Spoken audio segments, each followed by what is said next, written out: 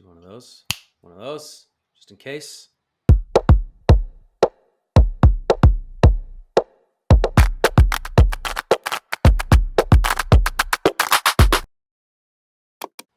Welcome, Jessica Cadoch, to the Evolving Man podcast. Thank you for joining me.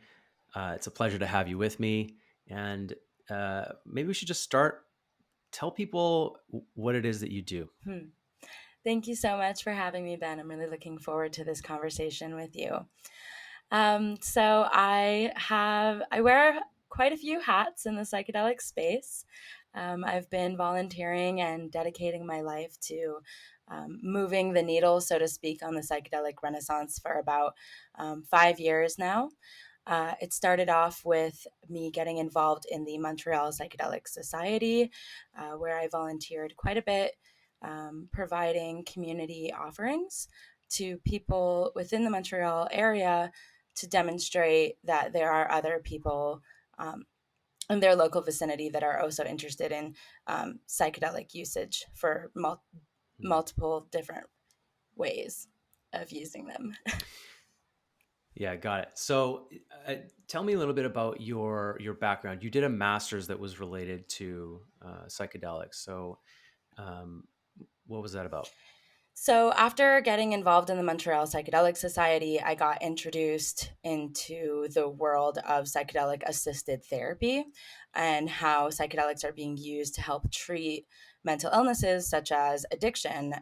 And at the time, I had a partner who was struggling with cocaine and alcohol addiction, and he had just left or completed a 40-day inpatient clinic. A rehabilitation Yeah. experience. And he had asked me one day, saying, if I stop using alcohol and cocaine, but I want to use mushrooms again in the forest with my friends to connect with myself, to connect with my spirit, does that mean I've relapsed?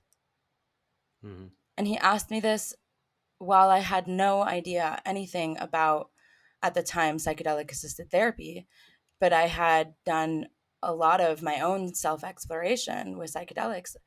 And in the moment, I really didn't know how to answer him. And I felt Hmm. pretty helpless in that moment because I was faced with somebody who had just suffered through substance use disorder. And when I was at the Montreal Psychedelic Society with a talk by Catherine McLean, she had introduced to me the world of psychedelic assisted therapy for the treatment of addiction. And in that moment, I realized, wow, there's this whole world and of research that can be done. And I decided to apply for a master's degree in medical anthropology to research what happens when there's a paradigm shift, such as bringing psychedelic assisted therapy into the world of biomedicine, and what happens to those people who are in long-term recovery. Hmm.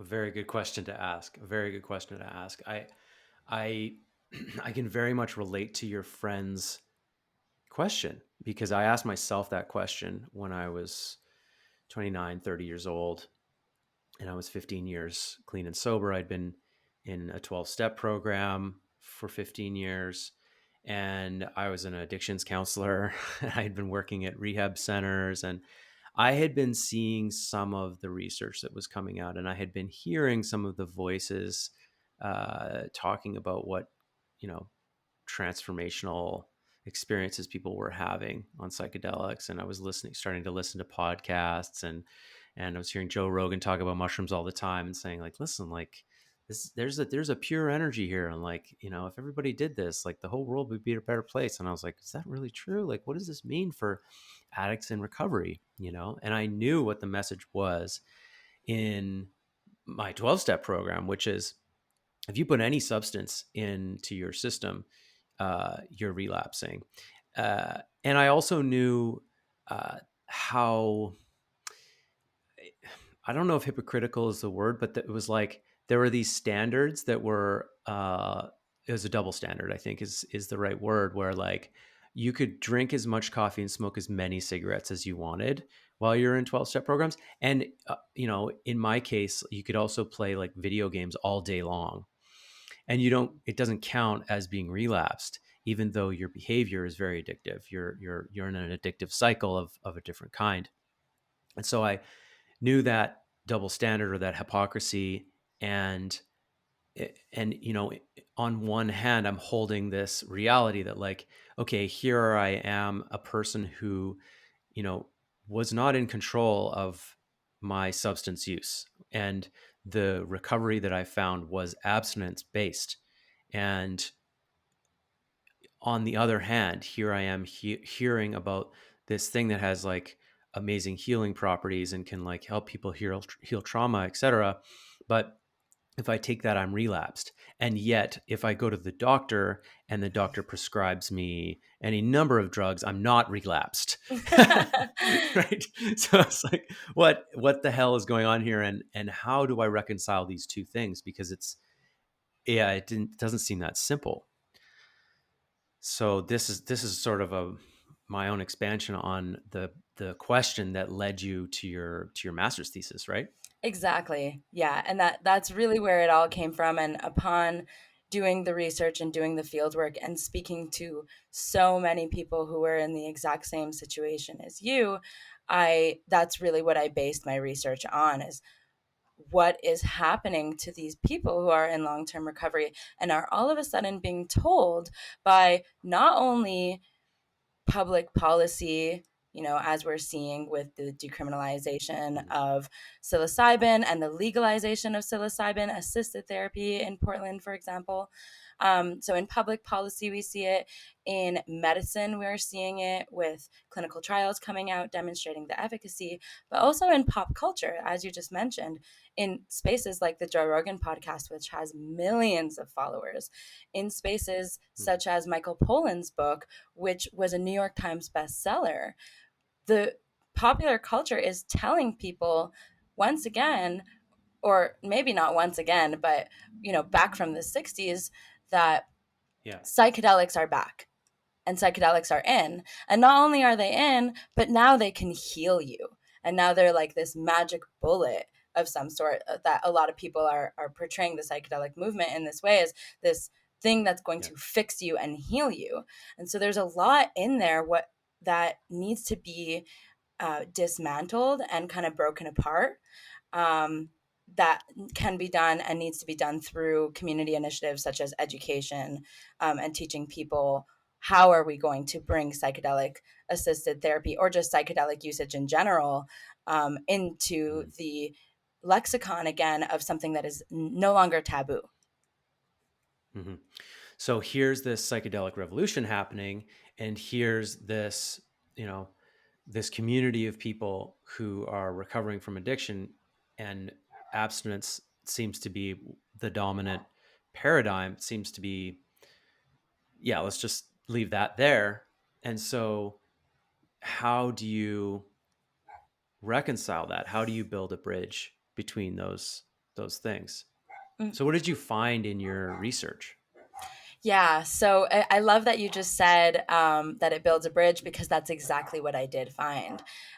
So upon doing a lot of research um, into the literature of 12 steps and really understanding, what Bill Wilson, who was the creator of 12 steps, intended for the 12 steps to be, and upon going to countless AA and NA meetings, speaking with a lot of people in long-term recovery, I actually found that the world of psychedelic assisted therapy can work very well within the 12-step program.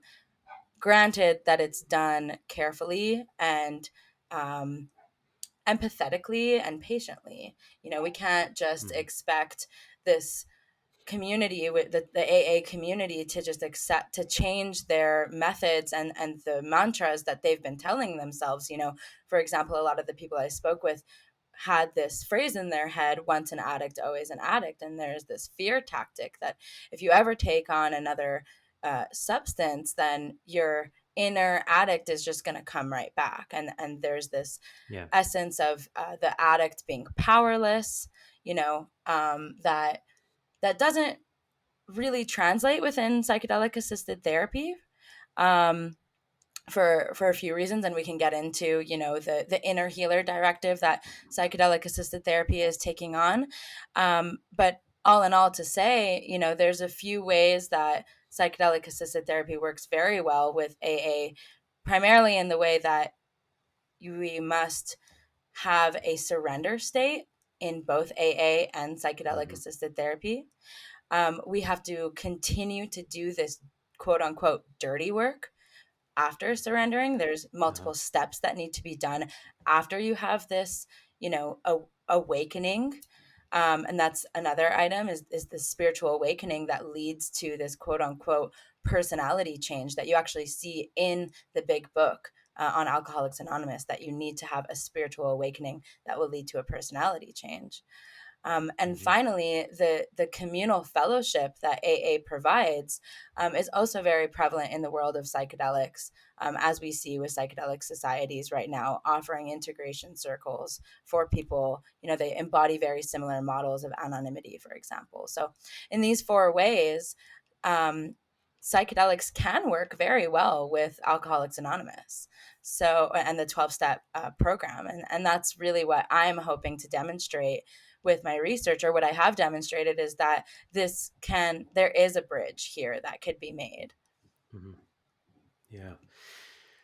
I love what you shared. And I think people know that I'm fairly well versed in the 12 steps, and I spent a lot of time steeped in that space. And in the back of what's called the Big Book, there's a section there called that's in the appendix, and it's about uh, this spiritual awakening or spiritual experience that they talk about, um, that it's created by doing the 12 steps basically, and they distinguish between a spiritual awakening and a spiritual experience. And they say that, you know, the experience is like it's like a one moment thing where you're just like, you know, like a dream, or where you like have an out of body experience and you meet God, or you have a near death experience or something. And that's rare. But they did see that happen, and they saw alcoholics recover spontaneously after having a spiritual experience. And so, you know, Bill and, you know, the other people involved realized like this is sort of a necessity, because the problem of alcoholism is so big in your life that you need a spiritual solution, something that's going to like overarch and trump your entire life, as a solution, or as a treatment. And so the other type of experience is spiritual awakening. And, you know, they called that more of like something that happens over time, and it's almost like of a educational variety, where you learn more and more and more and more about yourself until you realize that you're a different person, you know, after a certain amount of time, which is certainly what happened to me in treatment, because I was there for 13 months, you know. So you come out of there a different person, Of course. right? um, but yeah, I do remember hearing about how Bill Wilson was looking for things that would precipitate a spiritual experience for people. And, you know, AA was around before LSD was synthesized and became popular. And, you know, apparently, there's rumors that he experimented with it, and that he approached the Oxford group, which was over, or the board, actually, the board of AA, to talk about it, you know, bringing this in, and they voted it out. Um, but yeah, just a really interesting point there, right? Um, but there is something there around like, okay, how do you facilitate a spiritual experience for people? And, you know, is there not room for that to happen without it being a relapse, right? You know, and I think you've probably seen the documentary Dosed. Those folks came on my podcast a few episodes ago, and if people listening to this haven't seen Dosed, go to dosedmovie.com and pay for the movie and download it, because it's like it's one of the best documentaries you'll ever watch, especially about addiction. But they follow their friend Adrienne, who has opiate addiction, heroin addiction, heroin, morphine, whatever she could get her hands on at different times, and trying to get sober, trying to get clean, and, you know, really struggling. It's a very difficult addiction to deal with. And, you know, they explore mushrooms and they're like, let's maybe microdose mushrooms, and they didn't know what they were doing, and it didn't go well. It was not nearly powerful enough, and they started talking to people who knew what they were doing. They said like, ibogaine, you need iboga or ibogaine treatment. And she goes and does this iboga treatment for a week, which is a plant medicine from Africa, very psychedelic, and essentially creates a near death spiritual experience, and basically reboots her whole system, detoxes her.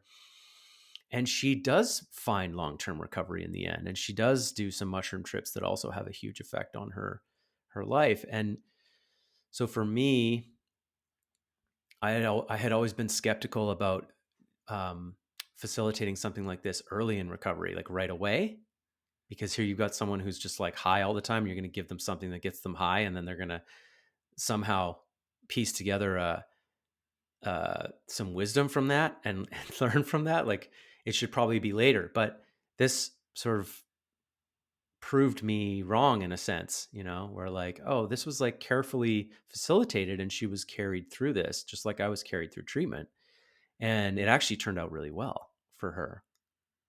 So um as much as I want to, like, there's a part of me that wants to argue with you like, wow, these two things can't be together, but there has to be a bridge. It makes sense to me that it's just not built yet. Some people have built it for themselves. I've built it for myself, but it's structurally in society and in recovery communities, it seems like um, it is possible to build that bridge. Yeah. Um, and there are a lot of really amazing people right now, at least that I know of in the US, that are working on building that bridge. For example, Danielle Negrin from the San Francisco Psychedelic Society is hosting addiction or addiction recovery integration circles for people, and is really regulating that conversation for people exactly in this situation, or in this predicament, that want to start using psychedelics but have been in long-term recovery. Same, another person would be Kevin Franciotti, who is working on psychedelics in recovery, who works with Todd Young.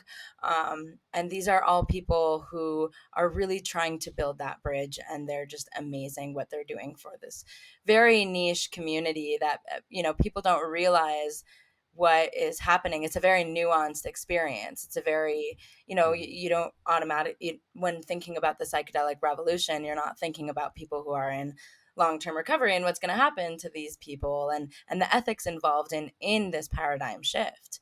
um, Yeah. but as you expressed, like, your inkling, um, or your automatic reaction is to say, no, these two things don't work together.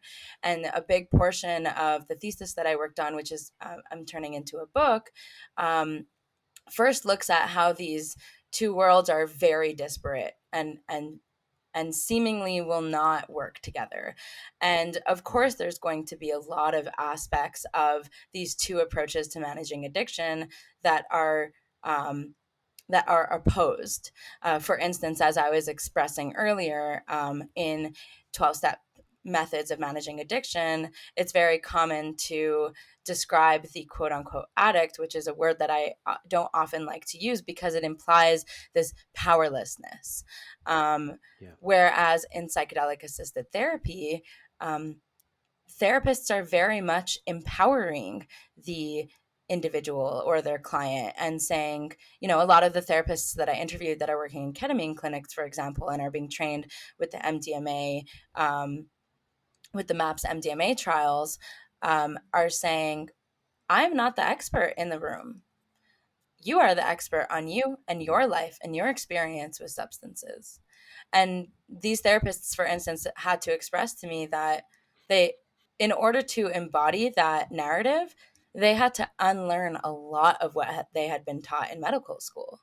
And so, in this Right. way, psychedelic assisted therapy is very much a paradigm shift in the way that it's completely shifting a lot of um, notions that have been accepted in science. And how do we manage addiction, how do we treat mental illness, how do we become therapists, and how do we facilitate these experiences, um, psychedelic assisted therapy is doing things very differently than the traditional model. But in the traditional sense of what a paradigm shift is, that's really what it um, is to change the traditional model and to ask new questions Yeah. of the existing model. Yeah. Yeah. And I think that is that is something that I have been focused on a lot with the 12-step program. And in trying to always trying to understand it in a new way, but always trying to help other people understand it in a deeper way. Because I think the 12-step program gets looked at on the surface and judged very quickly. A lot of people don't even walk through those doors of a meeting because they see the word God in the 12 steps, and they automatically associate whatever they associate with God. And I'm not going in there if God's in there, I've had a bad experience. Right. And there's a couple things. I mean, we could talk about myths about AA I could for hours, but there's two things that you mentioned that I wanted to sort of speak to, a couple different versions of each of them. So the first one being powerlessness. People see that word and they see how the word is sometimes carried in meetings, and it appears to be some kind of like a put down, like we're trying to, it's like you see that and you're like, are they just trying to keep these people down so that they can control them? It's, they think they're scum, and that's the only way that you can like get people clean is by like not just humbling them, but like grinding them in the dirt so that they like grovel for your program. Powerlessness, like you're weak, and that's initially what I saw, and I know that's what a lot of people see about the program. But from the inside, and having studied the word powerlessness in the context of those steps, and having done that work, my understanding of that word is I can't do this on my own. Addicts or addicted individuals, however you want to refer to them, they they don't want help. Like on the surface, they don't want help. They're not acting to get help, because getting help gets in the way of the addiction and the addictive process, which is, taking up more power, more space in their life. And so essentially, like they're doing it on their own, doing it on their, no, I don't need help. No, I don't need help. No, I don't need help. And the step one is the entrance into a level of willingness that is like, yeah, you know what? I can't do this on my own anymore. I do need help. And another way of saying that is like, you need God. I need a spiritual experience, or I need connection with others in order to get through this thing, because on my own, I can't, I'm not going to make it. Right. And from that place, it's a very surrendered place, right? Which surrender is not a bad word. It's a bad word if all you're focused on is winning, but it's a very beautiful thing to surrender, when you need to. So there's that second take on powerlessness. And the other piece was, once an addict, always an addict. And, you know, first reaction to that is, uh, you know, again, keep people down, tell them that they're always going to be an addict and they're never going to be released from this bondage that they're in. They'll always be powerless. And fear. And I really bought the fear for a number of years. Like, oh, I could relapse and die anytime. And the truth is, when you're in AA, you watch that happen all the time.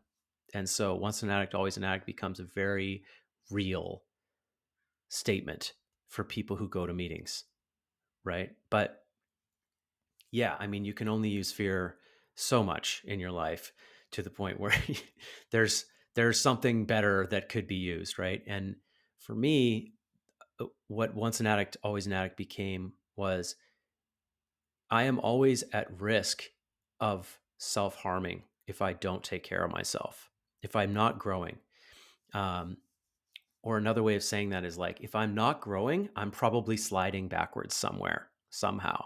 And the slide is always so tricky and so elusive. You can't really see it. And so you almost have to take an active role in trying to further your spiritual growth.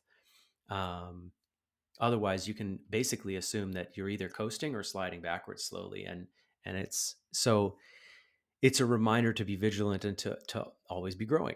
You know, so yeah, I just wanted to address those two things because they're it speaks to the divisiveness of these two sides, like psychedelic therapy, and 12-step AA or 12-step programs.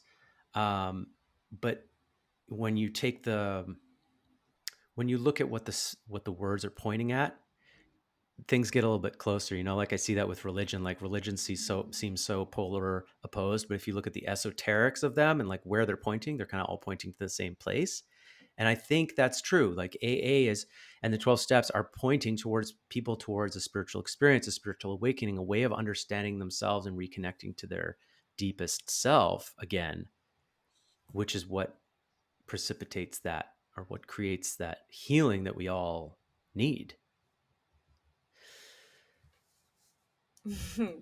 Yeah, thank you so much for those beautiful words, and reflecting upon your own experience, and that fear that you experienced yourself.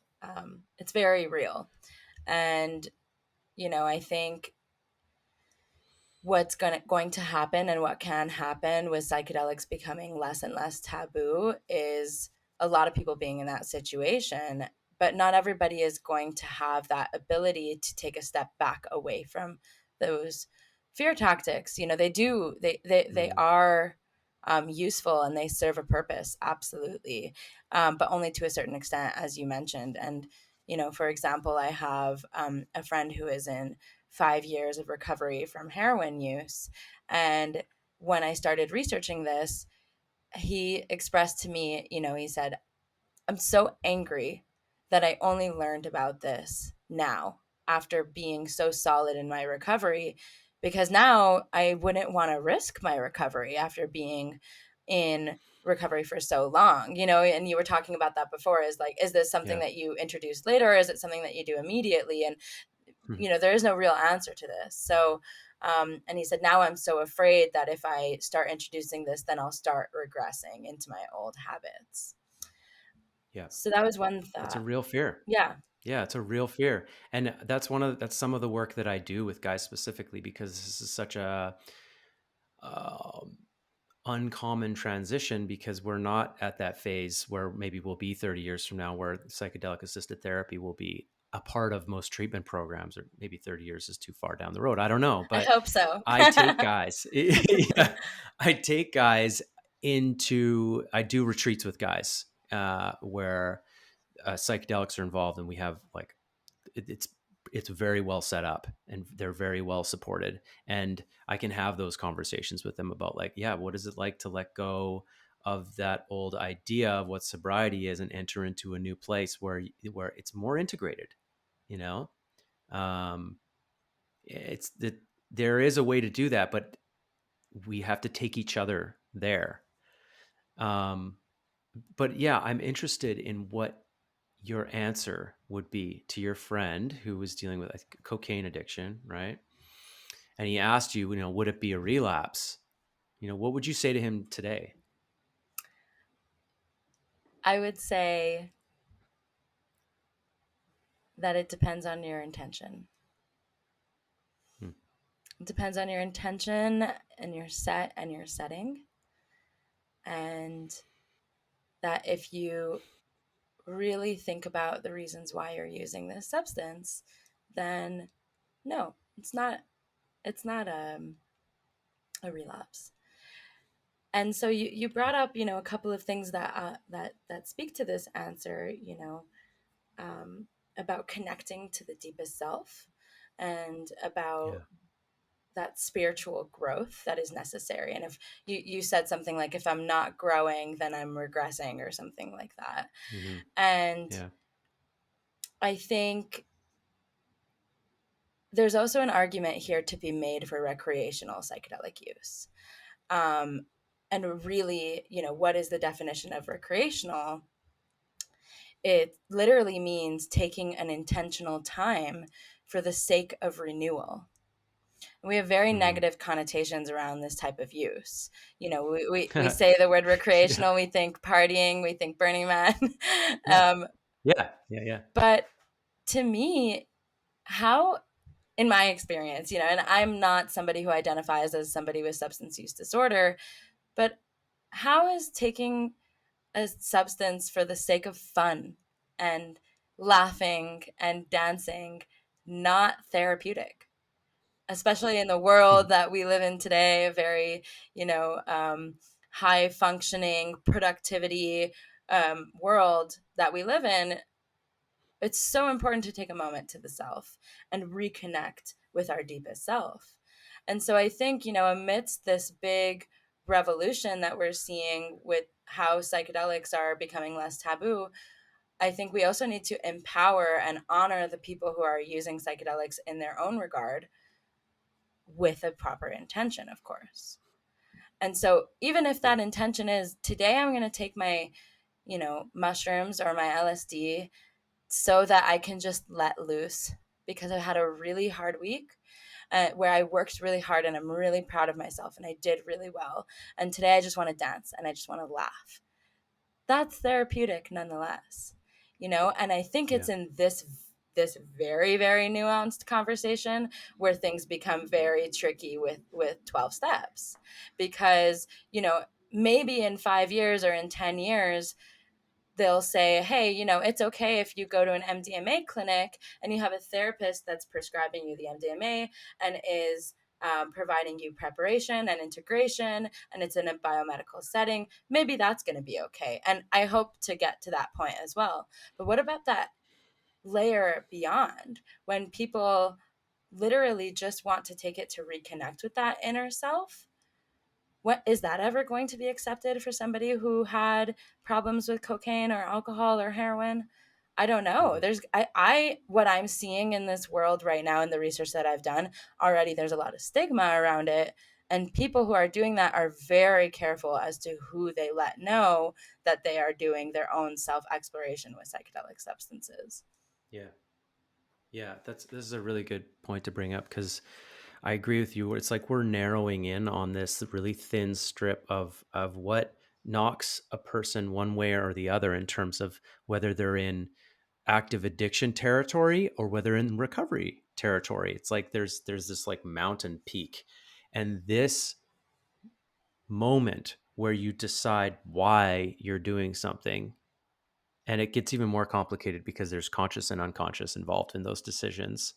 That moment is what determines which side you're on.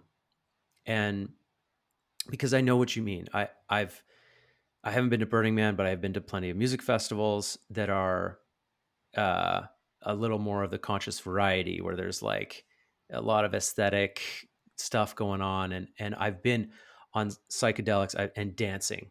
I've taken mushrooms and gone for a walk with my guys in the forest and had profound conversations and profound connections with ourselves and connections to nature, and I've experienced that therapy uh, of this type of recreation, right? Like, yeah, totally. North America recreation is like getting wasted, right? Like that's what we see as recreation, right? And it no wonder we see it that way because that is our cultural norm. Like uh blackout drunk is not that uncommon, especially in your 20s, and it just speaks to the culture, and it's a different kind of recreation. That normal kind of recreation is um pretty unhinged, right? And it speaks to how perhaps the level of pain that we're all in as a society on a daily basis, and so that's what recreation looks like. But just to reel it back in, yeah, it I see it as, every person who deals with addiction, they are responsible. They're your responsibility of understanding your own addiction, that you are an addict or that you have an addiction, is, where are your danger zones? What are your triggers? What puts you at risk and what doesn't put you at risk? And for me, and thinking about my own life, it's like, what are my internal rules for guiding my behavior in this life about what I put into my body? And, you know, for me, it's, does it raise my consciousness or does it lower my consciousness? That's my first yes or no question. And so for me, alcohol is out 100% of the time because it lowers my it's literally a CNS depressant, right? Um, and there's a number of other things that fit into that category. If it raises my consciousness, then I can choose to do that intentionally with forethought about how I want to be in a space and who I'm going to be with and why I'm doing it. Am I doing it more for recreation, or am I doing it because I want to do some work? Because sometimes I'm taking a large dose and I'm laying down and I'm meeting my maker, and it's not Yeah. necessarily comfortable, and I'm not going to be able to hold a conversation or walk around. Right. Yeah. And so those are my guiding principles. And every person, non-addicted individuals included, need to have their own set of rules, and they need to own their own responsibility in this. And then if we really all figure that out, this Stealing Fire is a great book to sort of outline some of what I'm talking about here. If we all actually did that work, then we would all respect each other's decisions, right? Because we would get it. We'd be like, oh, you're doing this. You're doing MDMA in your backyard with your romantic partner this afternoon, but you're a ex opiate user. Well, if your intention is pure, I wish you a good time, Mhm. and I hope you get what you need to get out of it. And I don't judge you at all. I would love for us to get to that place. Absolutely. Yeah. When we start learning our boundaries and our edges, we create the space that we can meet other people on. It's like a Mm. platform that we can know ourselves and stand strongly on. And these boundaries is something that everybody needs to do, whether addicted or not. Um, Yeah. I would love to just share. I pulled up the first recorded example of the word recreation. It's really fascinating. So Oh it yeah. Cool. came from the late 14th century, and the word recreation was used to describe the refreshment or curing of a person. Refreshment by Huh. eating, from Old French recreation, and from Uh-huh. Latin, I'm not going to try and pronounce that, which means recovery from illness. And it Uh-huh. means a noun of action from past participle stem of recreare, which means to refresh, restore, make anew, revive, invigorate, and from re again. Mm-hmm. So really Interesting. So different the how we're using difference, this word nowadays. yeah. Yeah. Yeah, like recreation is actually, now that you're saying that, I'm realizing how close that is to the word healing, which I use a lot in the context of psychedelics, is like a healing or an intentional ceremonial space, a healing space. And like, yeah, I think our society sees recreation as like way over here hmm on the other side, but they're actually almost parallel paths. Like, Uh, it, it- it yeah, literally means to recreate and to yeah. take them like when you're working on the self, and as you were saying before, connecting to that deeper self. Maybe it's recreating boundaries, maybe it's recreating expectations of the self, and that's a beautiful thing, and so we really need to look at the words that we're using to describe these experiences, or to describe just life in general and substance use in general. I think that was a big thing that I looked at in my thesis. As an anthropologist, I'm very interested in the words that we choose to use. And now we're seeing psychedelics moving from the world of drugs, illicit substances, to medicines. And you Hmm. hear people saying things like, oh, I drank the medicine this weekend, usually referring to Yeah. ayahuasca, for instance. But really, how we're seeing this shift in the words that we're using. And maybe we need to start doing that in the 12 steps as well. Uh-huh. Yeah, that's perfect.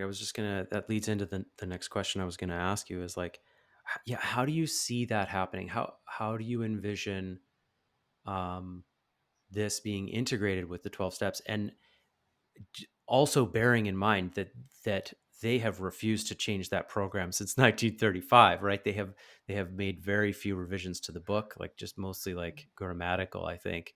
um, how do you see, how in your dream world, how would that vision play out? How do we integrate psychedelic healing into 12-step programs or the 12 steps themselves? Yeah. Thank you so much for asking about that, because it's so easy to talk hypothetically, but what does it actually mean today? Um, and I'm going to bring it back to community initiatives, and providing education and providing access to education is really where I see the future of the psychedelic industry and Renaissance moving. And without it, I don't really want to know where it's going. um, Mm. so, for example, I'm gonna I'm gonna mention, the San Francisco Psychedelic Society, psychedelic recovery integration circle, and the Psychedelics in Recovery program that's being held online as well by a couple of others. Um, these are alternative options for people. And so I don't know if, Alcoholics Anonymous or 12 Steps is going to change their ways. It doesn't seem like it, as you mentioned, they're not doing any revisions to the Yeah, books. But yeah, more and more, if we provide accessible means to alternative methods of managing addiction, such as integration circles, then more and more people can start seeing the ways that this can be used hand in hand with 12 steps. And so I think the reason why 12 steps, for instance, or Alcoholics Anonymous is the probably one of the world's most used method of managing addiction is because it's so widely available and it's free. right. And then when you look at the movement of psychedelic assisted therapy right now, which is a big ethical issue for me, is that it's very expensive. And who Right. has For access the to it? privileged. It's for the privileged. Yeah. And People with money. and who are the Yeah. people with trauma? Who are the people with the most prominent and life altering addictions? You see, of course, people who are in places of privilege do definitely have addictions, but how life Oh impacting yeah. is it? Probably not too bad compared to the person who is on the street. They're not going to have access to psychedelic assisted therapy. And that's a massive problem. And so it's through community initiatives such as local psychedelic societies, that are non for profit, grassroots organizations that are making sure that education is being delivered to the local population, is how we're going to change this narrative. And it's through multiple community offerings. And, it's not necessarily only for people with addiction, it's for BIPOC communities, it's for women um, who have been abused. It's for people with trauma.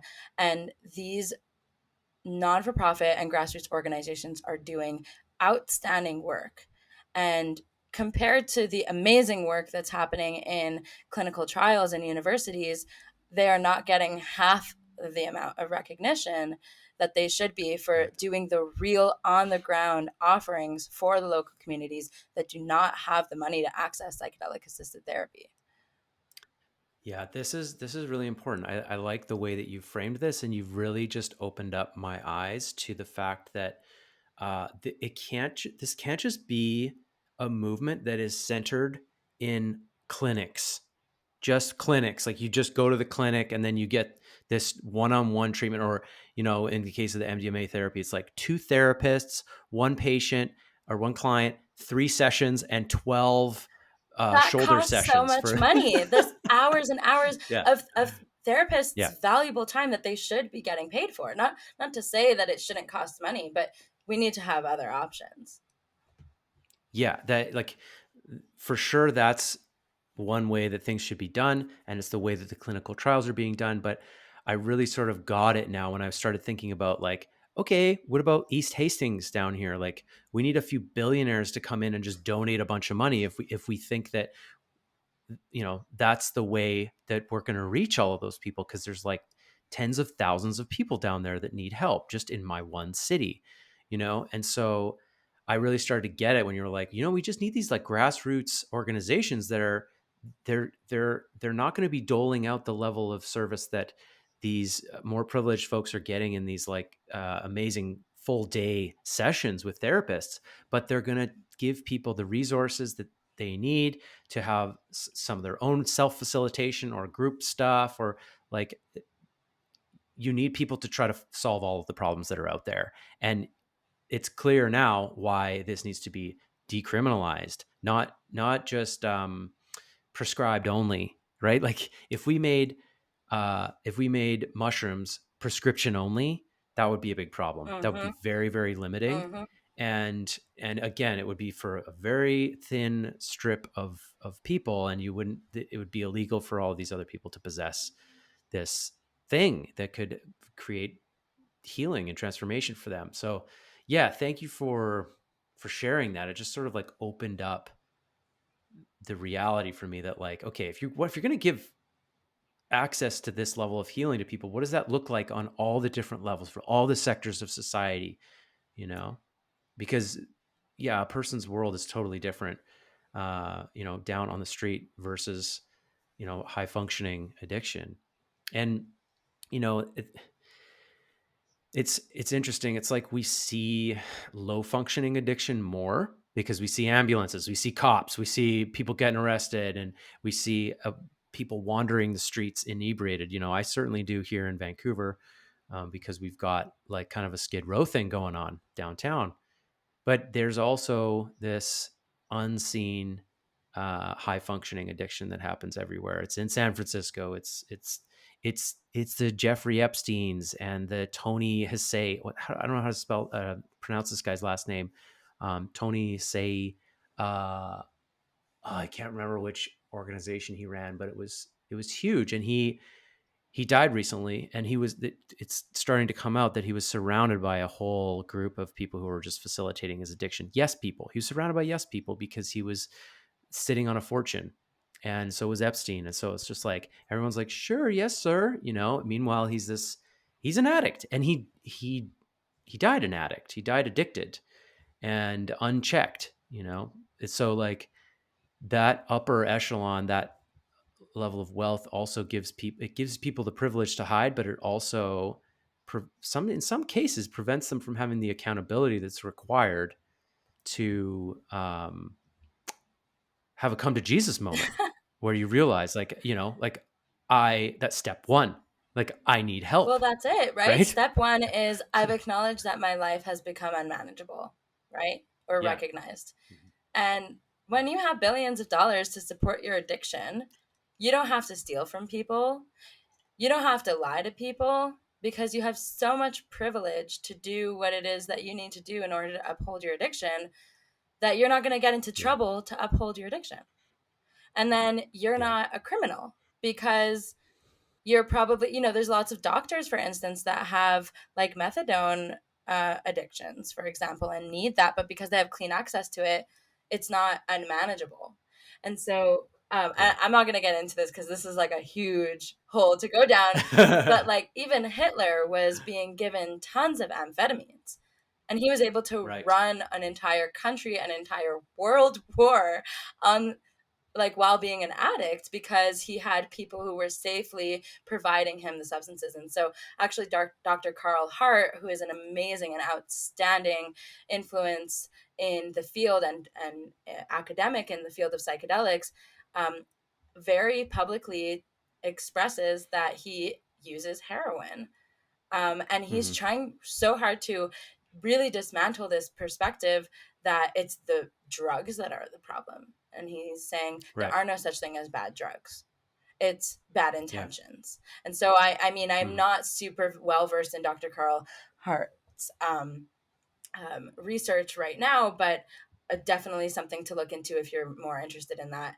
Um, but one thing I would love to come back to is you really lit me up when you were talking about how I exposed or helped you realize how the medicalization route of psychedelic therapy is is only one facet to this massive movement, because to me that's so important. Is as much as I'm an academic, I'm a medical anthropologist, I'm a researcher, all of that, it's about all these facets that are being contributed to the movement that are so important to happen simultaneously. And the way that I describe it is that everybody in this movement is putting down their individual brick to build this beautiful castle of changing the psychedelic renaissance and moving it along. And Mm-hmm. Mm-hmm. if we don't have all of these beautiful aspects to the movement, then it will only be so small and it won't Right. become this radical, truly revolution. Really, when you look at it, it is a revolution.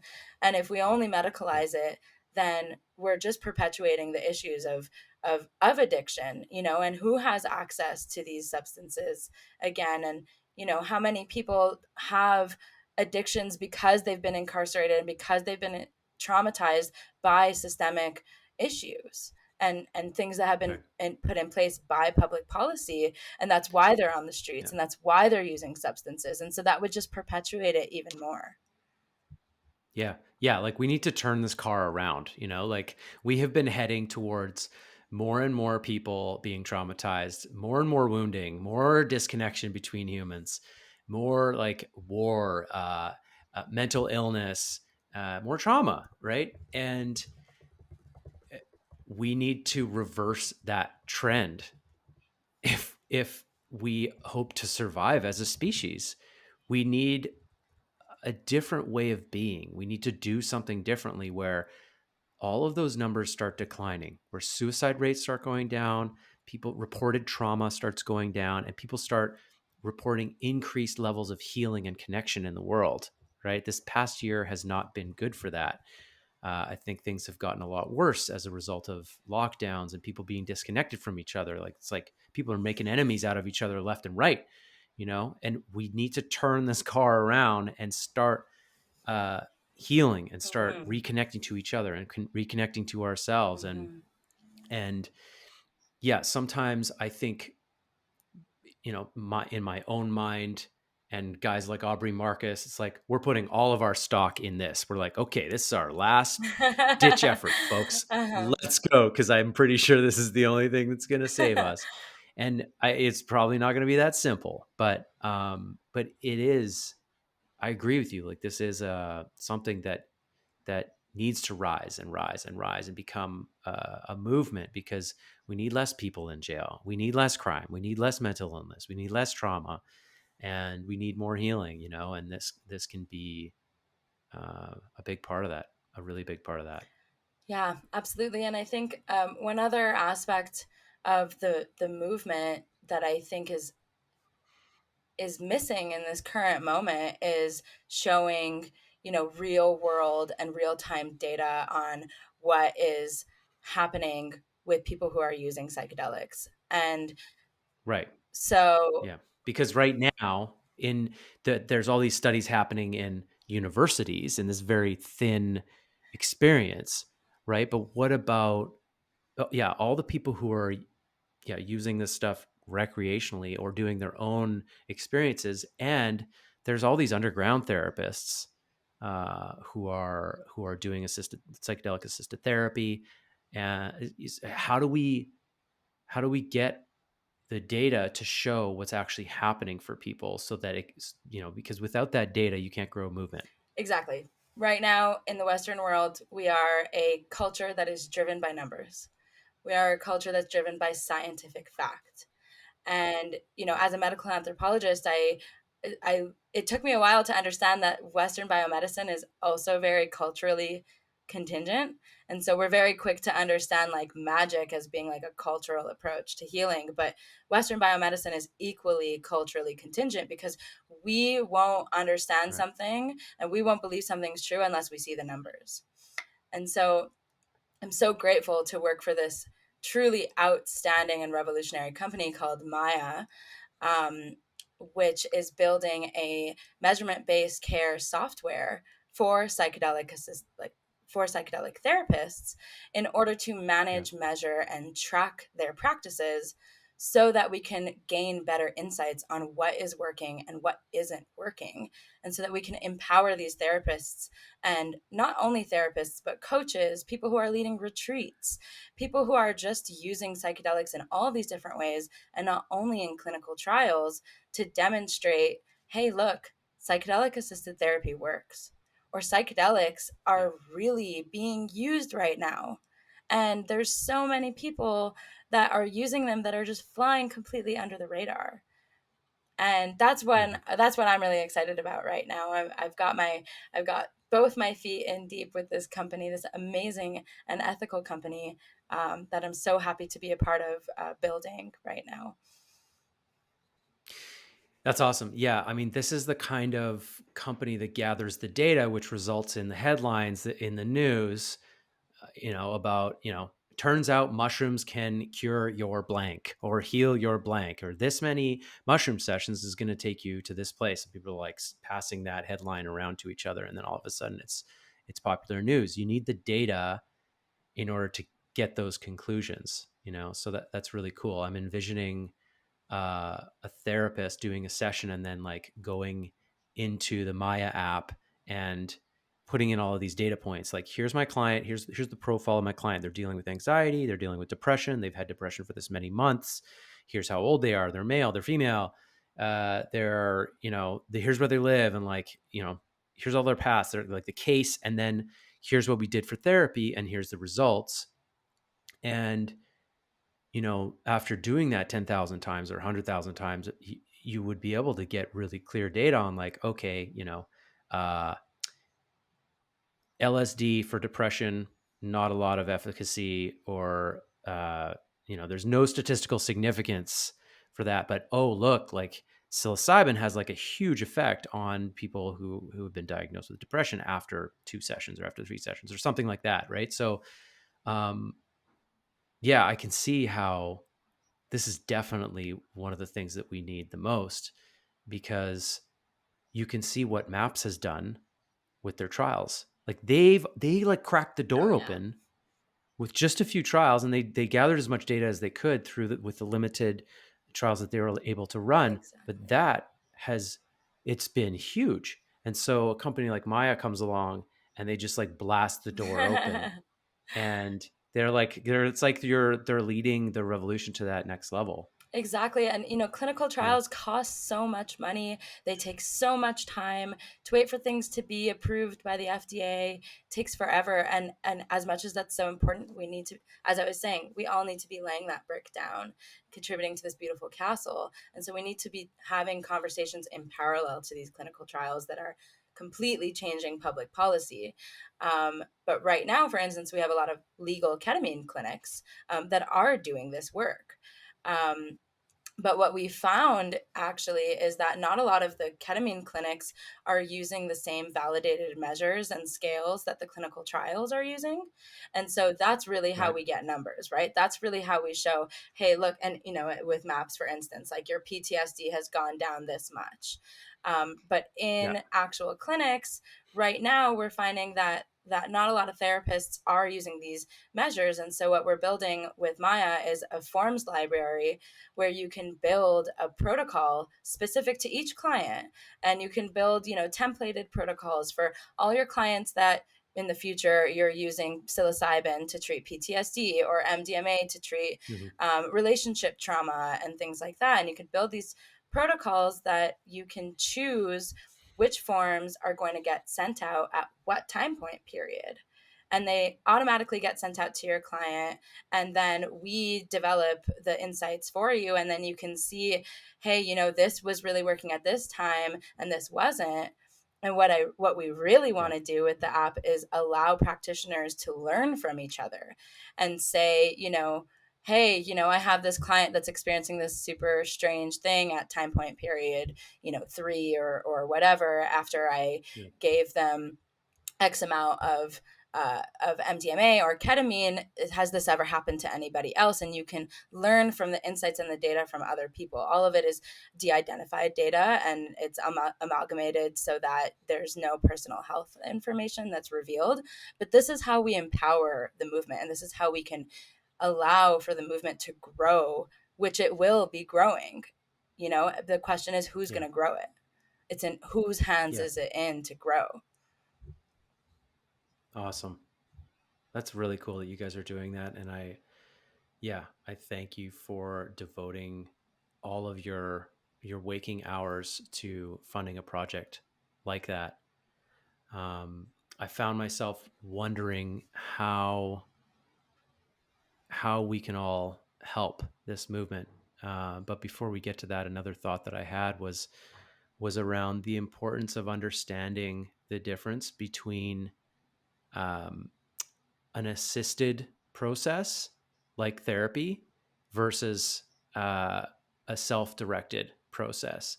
And you can certainly do a self-directed process.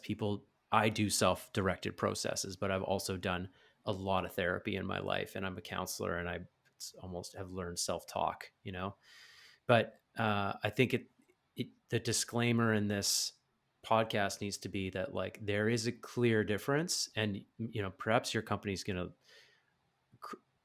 assist in gathering enough data to delineate between the two, but there is a clear difference between an assisted session involving a psychedelic therapy or any other type of therapy and a solo session, maybe what you might call recreation in some cases. There and there is a lot of research on this that like when you have someone to help guide a person through a challenging experience or through a psychedelic journey, that adds an exponential amount of value for them in terms of where they can get to.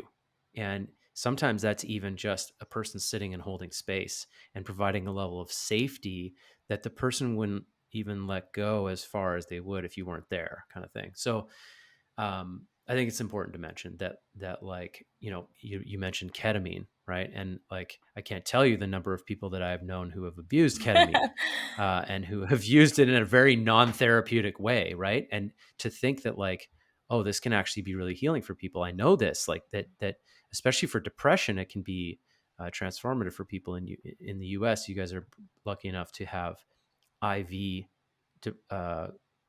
ketamine clinics where people go in for depression. They do a few sessions, 10 sessions sometimes, and they have a clear difference in their levels of depression. In Canada, we're still only allowed to use ketamine as an anesthetic. So there any ketamine used for therapeutic purposes is like underground. We're working on that up here, but of course it's taking a long time. We have like a whole panel of people who are working on changing that or adding it at least to the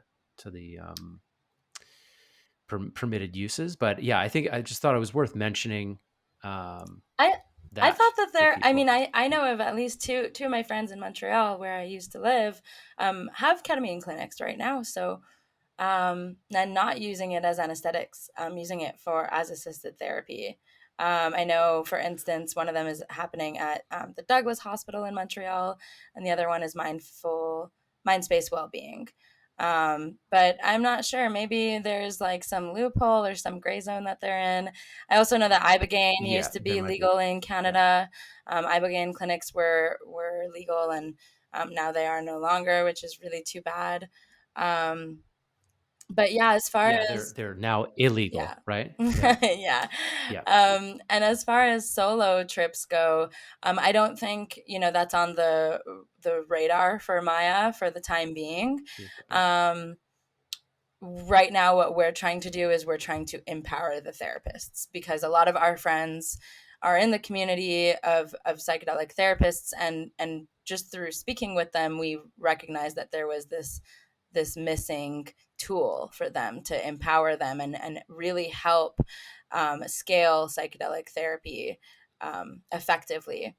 However, one Yeah. thing that I will say is that when I was at the Oakland Decriminalized Nature um, event at the city hall back in 2019, I saw the city council member stand up and read a few, safety kind of laws around using psychedelics if they're going to be decriminalized. And one of the first things Hmm. that they said was, don't fly solo and get yourself a sitter. especially if it's your Huh. first time. And so, of course, there's a lot of value to using psychedelics on your own. I definitely recommend that to only come after you're a seasoned psychedelic user. But yeah, Yeah. having a sitter, it doesn't necessarily need to be a guided experience. It doesn't need to be with a therapist who is trained and who is certified, but having somebody there that can safely assist you through your process, get you water if you need to go get water, make sure that you have warm clothes if you're outside, that you have, you know, a proper plan and action if you're out for a hike and you need to get home. Having somebody there that is designated to take care of you in this moment um, is something that I will stress, especially for first time users. And the value of that is as valuable as psychedelic assisted therapy in my perspective. Yep. Yeah. Yep. 100%. 100%. Yeah. Before we move on, the ketamine thing, what I was reporting was from my knowledge from a year and a half ago, having attended the psychedelic conference here in Vancouver. They had a panel on ketamine, and they were talking about the issues with expanding its use. So I may have been outdated on that, or your folks out east may have been working with a loophole. But I know that there's people here, even in Vancouver, who are preparing for things to change. Somebody told me last night that they met somebody who's training to be a ketamine therapist here. So change is afoot at the very least. It's here. The revolution's here. Yeah, yeah. So how can people support this movement? Like, what are your best recommendations for people in moving the movement forward and putting their own brick down? Thank you for asking that. It's a hard question to answer because It is a hard there's so question, much isn't to it? do. And I think I would start with if you have money and you want to see the movement of this renaissance, um, donate it first before seeking for investments, because to me, in my opinion, and this is really just my opinion, the people who are doing the good work are the people who are not profiting right now. And the companies that are on the stock market, I don't know. I'm not entirely Right. confident in their business models and the ethics behind them. Um, I will just plug the North Star Ethics Pledge is something really important for any company that you're looking to invest in. Check to see if they've pledged with the North Star Ethics Pledge. This is something that Maya has done. We've spent a lot of time working on our ethics pledge and making sure that we're giving back to the community in the ways that honor the community. I think there's a lot of for-profit companies in the space that are not prioritizing this, and that concerns me as an activist in the space. But donate. There's so many not-for-profit organizations that need your support, particularly your local psychedelic society. And if you need to find your local psychedelic society, go to psychsem.org. There's a map there. It's short for Psychedelic Seminars, which is hosted by Mike Margulies. He has a beautiful map of all of the local organizations and not for profits that are all around the world. So donate, attend their events, get to know your community, stand up for what you believe in, sign petitions, and maybe not supporting the companies that are not in line with the movement, for Yeah. instance. And Right. um, and yeah, you could donate to MAPS, you could donate to Johns Hopkins, there's so many research organizations or not-for-profits that you could donate to. But the main thing I would say is come out of the psychedelic closet and normalize and Right. regulate these conversations and Yeah. make it okay to take psychedelics. Talk to your mom about psychedelics. It's hard at Right. first, but when you start there with this such a small little step, that's how you change the narrative, and that's how you allow the revolution to come to fruition.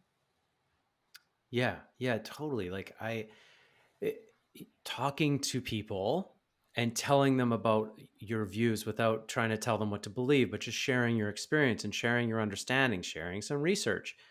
Uh, this is how people's minds slowly change. Like I grew up witnessing, you know, I watched the change in the gay rights space, you know, and like I watched gay marriage start to become a thing that's accepted and that's legal, and I watched the norms of our society change as people sort of had more conversations around homosexuality and talked about like, hey, like what is the problem with being homosexual? Like why is that so not okay and so taboo? Like Johnny down the street's a homosexual and he's a great guy and you like him and he's an exception, but you still think that you know it's not okay to be gay. Like what's up with that? And we started like sort of dismantling each other's uh judgments about homosexuality and saying like, hey, why shouldn't people just be able to like love whoever they want to love?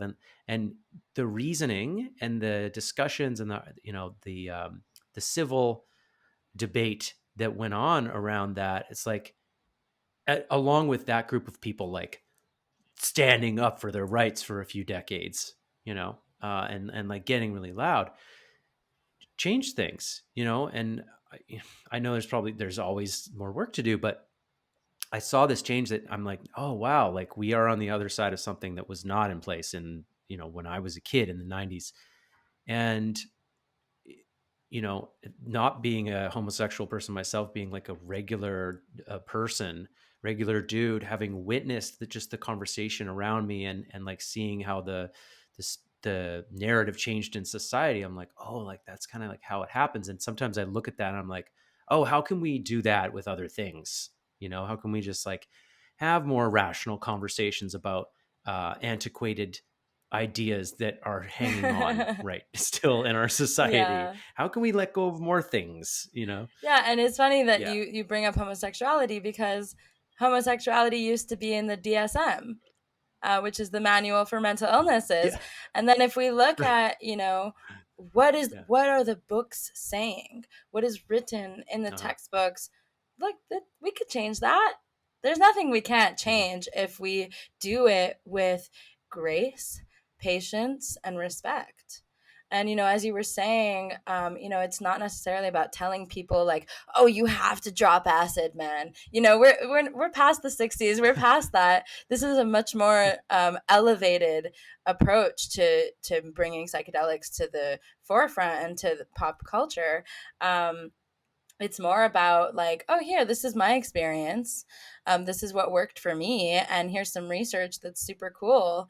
And really, just we by having these conversations and regulating them and normalizing them, that's exactly how we change the narrative. And Yeah. the gay rights movement was a revolution, and to me, I see this in the same regard. Yeah. 100%. This is definitely a revolution, and some good things are going to come of it. And your work and the work that you're doing with Maya is a part of that. So And thank thank you you. for elevating these voices and for helping to regulate this conversation. You're absolutely indispensable in this very act of normalizing and regulating these conversations. Yeah. Thank you. Thank you for that. Yeah. And I guess another piece, you know, around like what can people do is like share this podcast with people, folks. Like send this podcast to people if they're, especially if you know, we talked a lot about 12 steps here. And so I think there's a niche that this conversation went after, I think, for a good 2/3 of it. And I wanted to speak to that niche. You know, I wanted to have that particular conversation, which your thesis was particularly about, which is why I invited you on the show. So send that to people who are sort of in that transition in their life or are thinking about that. And I hope our conversation opens some doors for people. I think that's probably going to happen. So thank you, Jessica. Thank you so much, Ben. I thoroughly enjoyed this conversation with you.